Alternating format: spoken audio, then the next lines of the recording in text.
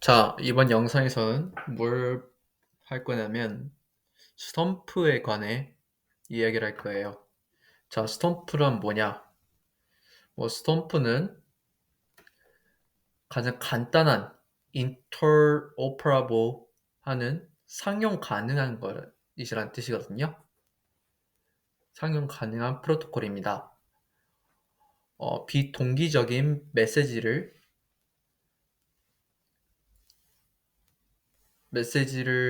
클라이언트랑 서버 사이에 보내기 위해 디자인이 됐고요. 자, 여기서 인터프로포라 사용 가능한 프로토콜이란 건 무엇일까요? 그러니까 사용 가능한 프로토콜이란 게 무엇이냐면 많은 내용이 있지만 결론적으로 말하자면 다른 어플리케이션은 다른 시스템이든 다른 플랫폼이든 관계없이 데이터랑 메시지를 주고받을 수 있게 도와주는 게 사용 가능한 프로토콜이에요. 인터프로 이걸 한국어로 말하면 좀 너무 어색한데 다시 설명하면 인터프로블한 프로토콜은 뭐냐면 상용 가능하다. 사용 가능하고 이게 사용 가능한 뜻이 뭐냐면 다른 서비스, 다른 시스템, 플랫폼, 어플리케이션 등 간에 데이터랑 메시지를 주고받고 할 수 있다. 커뮤니케이션 프로토콜이다. 그러한 커뮤니케이션 프로토콜이다. 그럼 스톰프의 문맥에서는 인터퍼러블한 프로토콜이 뭐냐면 그러니까 시스템이 있는 이 넓은 범위 내에서 다양한 프로그래밍 언어로 구축될 수 있다라는 거죠. 그러니까 그 말은 무엇이냐면 우리 스톰프라는 게 단순히 내가 제 자바스크립트 사용해가지고 자바스크립트만 백엔드가 자바스크립트만 쓸 수 있어야 되고 뭐 프론트에서 자바스크립트만 쓸 수 있게 하는 그런 프로토콜이 아니라 내가 자바를 사용했는데 백엔드에서 스톰프를 사용해도 프론트에서 자바스크립트 리액트를 사용해도 괜찮다라는 거죠. 상, 이, 이런 프로토콜 특성 때문에. 자, 그리고 텍스트 베이스 프로토콜입니다. 그러면 텍스트 베이스 프로토콜은 또 무엇일까요? 그럼 HTTP는요. 그러니까 스톰프라는 게 HTTP 모두 심플 텍스트 오리엔트 메시지 프로토콜이고 심플 텍스트 HTTP는 하이퍼 텍스트잖아요. 저 텍스트가 들어가가지고 똑같은 텍스트 베이스 프로토콜이긴 합니다만 다른 목적으로 사용되고 있죠. 예를 들어서 스톰프는 메시지 프로토콜이고 메신저 커뮤니케이션 할 때, 내가 커뮤니케이션 할 때 사용되고 하이퍼 하이퍼텍스트 트랜스포 프로토콜은 월드와이 앱, 우리 웹에서 애플리케이션 계층으로 웹과 통신을 할 때 사용되는 거죠. 그러니까 본질적으로는 다르다는 할 수 있죠.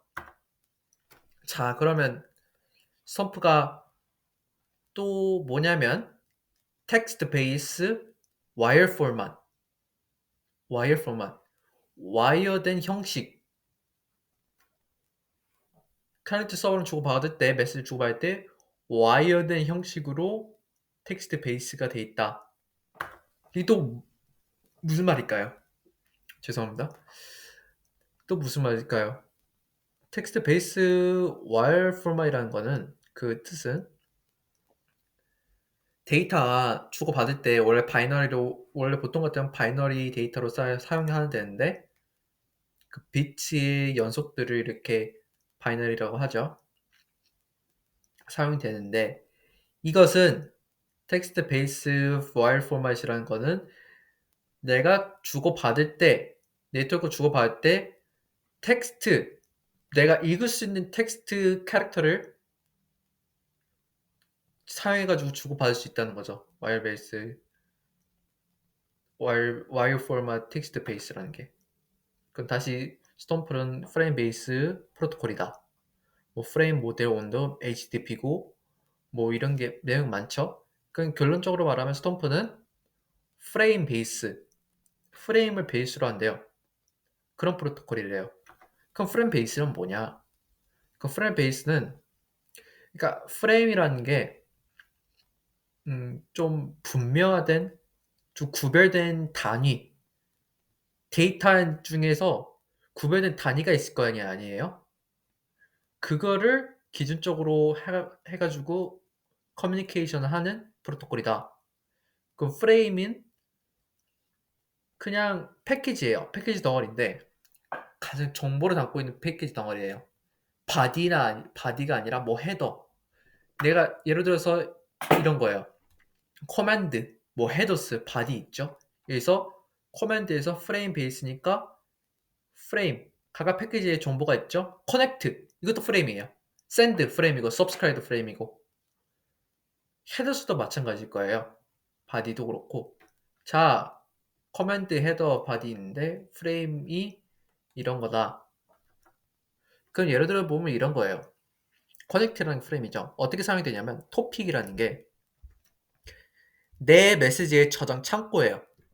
내 메시지 저장 창고인데 처음에는 하기 위해서는 내 메시지를 전달하기 위해서는 커넥트를 해야 되고 이건 프로토콜이니까 기준이 있죠. 먼저 커넥트를 해야 되고 서브스크라이브 구독을 한 다음에 그 샌드 할 건지 메시지 샌드 할 건지 결정을 합니다. 그럼 먼저 커넥트랑 서브스크라이브가 먼저 와야겠죠. 커넥트하고 서브스크라이브하고 샌드를 해야 된다. 똑같이. 그럼 이걸 예로 보여주면 어떻게 되냐? 이게 자바스크립트 생각나는데 봐보세요. 메시지 인포예요. 메시지 인포에서 my account info 있죠. my account info는 그 뜻은 내 어카운트 정보겠죠. 내 어카운트 정보에서 멤버 아이디라는 그런 유니크한 아이디를 가져와요. 헤더예요. 가져오고 아까 제가 말했듯이 스톰프는 다양한 시스템에서 적용될 수 있는 사용 가능 프로토콜이라 했어요. 속 JS에서 사용할 수도 있고 같이 통합적으로 사용할 수 있다는 거예요. 그럼 속 JS는 무엇이냐? 속 JS라는 거는 웹소켓을 보완하는 라이브러리입니다. 그럼 웹소켓은 또 뭐냐? 웹소켓은 우리가 예를 들어서 내가 다른 사람 주고 메시지를 주고받고 있는 걸 소켓 프로그램이라 하는데 웹소켓은 그 웹을 기반으로 한 그런 데이터를 메시지를 주고받을 수 있는 거라고 알고 있어요, 전. 자, 확실하지 무엇입니까? 차지비한테 물어볼게요. 차지비한테 물어볼게요. 웹소켓은 뭐야? 웹소켓이 뭐야? 웹소켓은 컴퓨터가 양방향 데이터. 맞아요. HTTP 죄송합니다. 제가 웹소켓에 대해서 잘 몰라가지고 웹소켓은 그러니까 HTTP 프로토콜 사용해서 초기 연결을 설정한 뒤 연결이 개설되면 클리언트 서버와 실시간 데이터를 위해 지수된 연결을 합니다. 실시간 프로토콜인데 실시간에서 연결이 됐는데 속JS는 이거를 보완해 주는 거예요. 왜냐하면 웹소켓이 그 오래된 브라우저에서 작동이 안 할 수 있단 말이에요. 속JS는 그걸 보내주는 라이브러리다. 근데 스톰프랑 같이 사용할 수 있다.